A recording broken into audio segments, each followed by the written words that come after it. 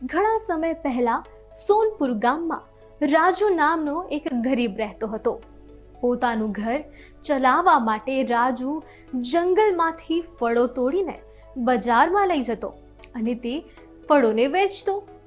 રાજુને બજારમાં ગમે તેટલા પૈસા મળતા તે પૂરી ઈમાનદારીથી પોતાનું ઘર ચલાવતો.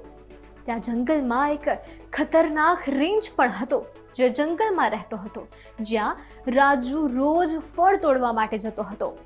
જ્યારે રાજુ જંગલમાં જતો ત્યારે તે રીંછને ખાવા માટે પણ ચોક્કસથી તે ફળ આપતો.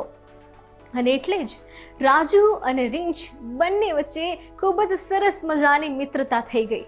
ખતરનાક રીંછ રાજુને ખૂબ જ પ્રેમ કરવા લાગ્યો.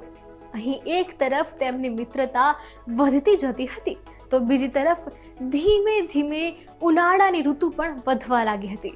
જંગલમાં ઉનાળાના દિવસોમાં ઝાડમાંથી ફળો ઓછા થવા લાગે છે અને હવે રાજુને ખોરાક અને પૈસા આમ બંને વસ્તુની અછત થવા લાગી હતી અને જેના કારણે રાજુ માટે રીંછ માટે પણ ખોરાક મેળવવો ખૂબ જ મુશ્કેલ બની ગયો હતો. એક દિવસ રાજુએ ખતરનાક રીંછને કહ્યું કે હવે હું તને ખોરાક માટે કંઈ નહીં આપી શકું. હવે જંગલમાં કોઈ ફળ જ નથી અને હું મારા પરિવારનું પણ યોગ્ય રીતે ભરણ પોષણ નથી કરી શકતો.